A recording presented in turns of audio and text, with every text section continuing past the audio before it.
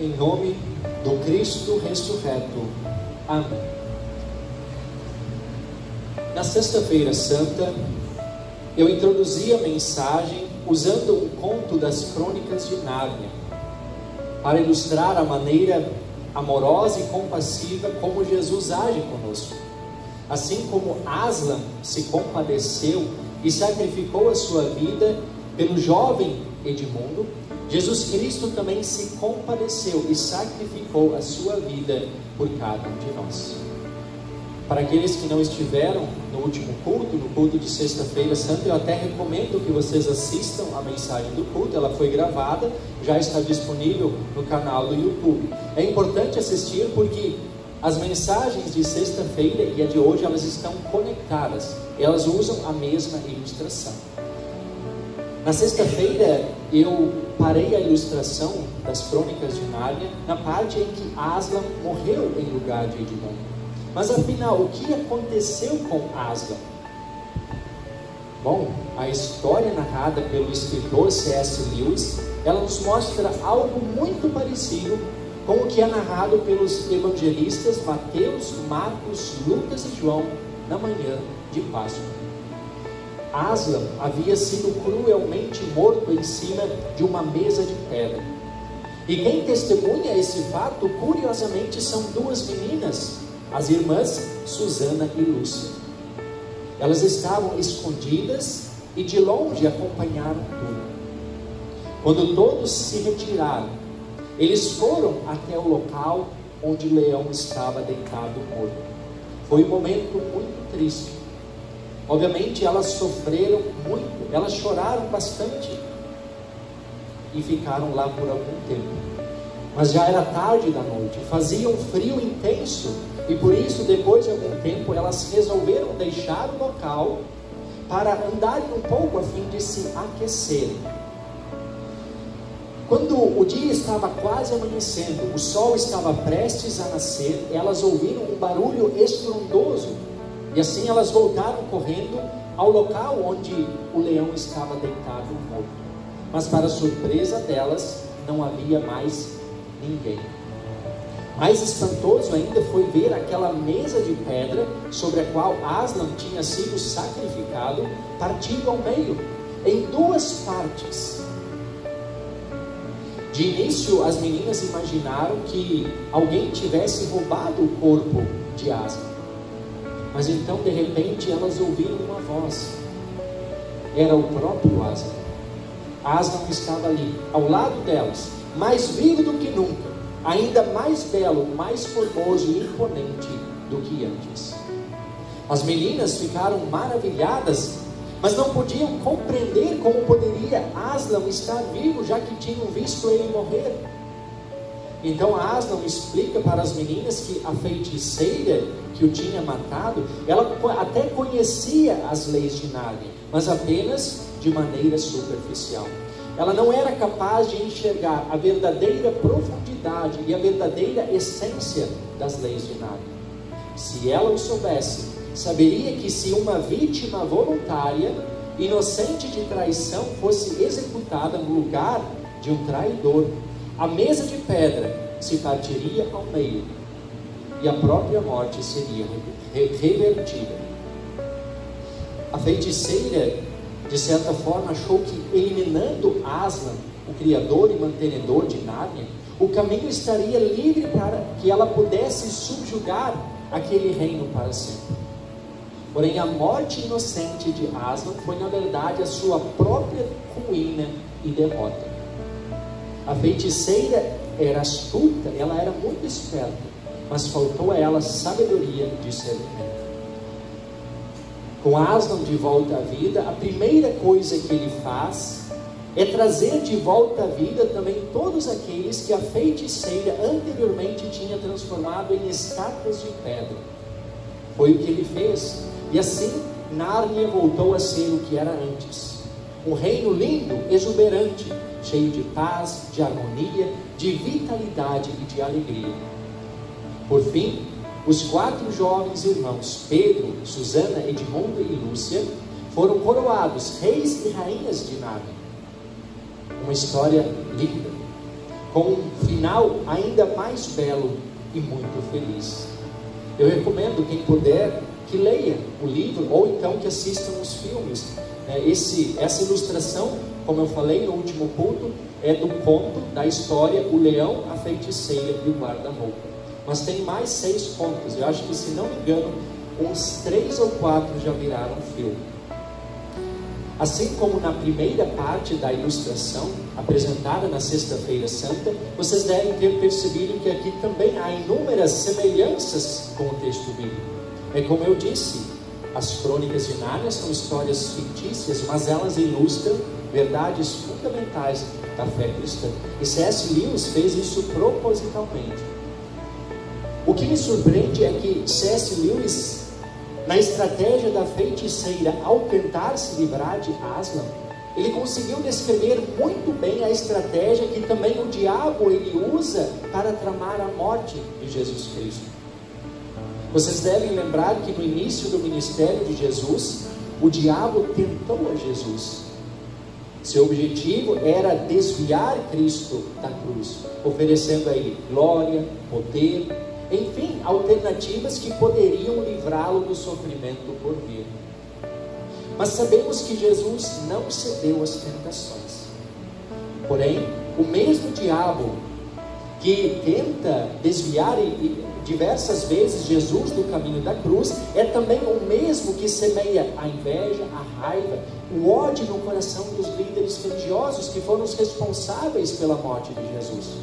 Inicialmente faz com que eles ignorem e rejeitem os ensinos e os milagres e os sinais que Jesus vinha realizando. E por fim, desperta e alimenta neles o desejo obscuro, cruel, de livrar-se de Jesus Cristo a qualquer custo. Sim, o diabo ele está por detrás de toda a trama que culminou na injusta e cruel morte de Cristo na cruz. Assim como a feiticeira, também o diabo ele pode até conhecer a lei divina, e de fato ele a conhece e a usa para distorcê-la e alcançar os seus objetivos malignos. Porém, ele não conhece a lei divina em sua profundidade, em sua verdadeira essência. O diabo parece não se dar conta que a morte de Cristo na cruz seria a sua própria derrota e ruína. Talvez em seu raciocínio imaginasse que a morte do Filho de Deus poderia significar para ele liberdade para subjugar a humanidade para todo sempre. Contudo, era exatamente isso o necessário para que a humanidade e o mundo inteiro fossem libertos das garras malignas do diabo. Era necessário que sangue inocente fosse derramado. Era necessário um inocente morrer em lugar de culpados para que a humanidade fosse resgatada de sua deplorável situação espiritual. Percebam que até mesmo o diabo acaba cedendo aos propósitos salvíficos de Deus. Assim como a feiticeira, também o diabo é esperto e é muito astuto, mas lhe faltam sabedoria e verdadeiro discernimento. Quanto a nós, nossa situação espiritual, antes da obra consumada de Cristo, era igual a daquelas estátuas da feiticeira de Nárnia. Ora, estátuas são inanimadas. Estátuas não falam, não pensam, não agem. Estátuas não podem fazer absolutamente nada. Não há vigor, não há vida nelas. E essa era a nossa situação espiritual diante de Deus. Éramos como estátuas. E por ser essa nossa situação, por sermos incapazes de cumprir perfeitamente a lei de Deus, o diabo se gabava. Se gabava afirmando ter direito sobre nós. Mas tudo isso muda com o sacrifício inocente de Jesus Cristo. Pois a lei não somente foi cumprida por Ele em sua totalidade, como também o castigo pela nossa desobediência foi executada nele. Uma vez consumada a obra, o inimigo não tem mais poder algum sobre nós. A própria morte perdeu o seu poder de destruição eterna. Como a morte inocente de Cristo o véu do santuário se partiu ao meio, em duas partes, assim como aquela mesa de pedra sobre a qual Aslan tinha sido sacrificado. Isso tem um significado muito importante. Atrás do véu ficava o Santo dos Santos. O Santo dos Santos era o local onde o sumo sacerdote borrifava o sangue dos animais sacrificados pelos pecados do povo. Agora não haveria mais necessidade de sacrifícios de animais, pois o sacrifício de Cristo foi definitivo e perfeito. Ele vale para todos sempre, como lembra a carta aos Hebreus, capítulo 9. Com isso nós temos o perdão dos nossos pecados, temos livre acesso a Deus mediante a fé em Jesus Cristo. Cristo morreu, se sacrificou, porém Ele não permaneceu na morte, Ele voltou à vida, Ele ressuscitou. A ressurreição de Aslan, testemunhada por Susana e Lúcia, é uma história fictícia, nós sabemos. Mas a ressurreição de Jesus Cristo, testemunhada em primeira mão por Maria Madalena e a outra Maria, conforme o relato de Mateus 28, não é ficção, é a mais pura realidade. Ressurreição que também dá uma nova vida a cada um de nós, pois como lembra Paulo aos Colossenses, fomos ressuscitados juntamente com Cristo. Uma nova vida que nos tira da morte espiritual e nos coloca em um novo relacionamento com Deus. Ele, o nosso Pai, e nós, os seus amados filhos. Já não somos mais estátuas inanimadas, sem vida, sem vigor, mas temos vida plena, temos vigor para viver uma vida agradável a Deus a partir da fé em Jesus Cristo. A ressurreição de Jesus Cristo é o selo da aprovação do Pai, que nada mais é do que a garantia de que tudo aquilo que Ele suportou em nosso lugar foi efetivamente válido. E é somente pela fé nele que tudo aquilo que Ele fez e conquistou se torna verdadeiramente nosso, como se nós mesmos tivéssemos feito tudo aquilo. É também por meio da fé que nós morremos com Cristo, morremos para o pecado, e a nossa verdadeira vida passa a estar oculta juntamente com Ele em Deus, como lembra Paulo também em Colossenses. Por isso mesmo Paulo exorta: busquem as coisas lá do alto, onde Cristo vive assentado à direita de Deus. Pensem nas coisas lá do alto e não nas que são aqui da terra. Já que não somos mais seres inanimados, como estátuas, sem vida, sem vigor, mas já que temos vida e vigor, busquemos as coisas lá do alto. Vivamos como verdadeiros filhos de Deus neste mundo.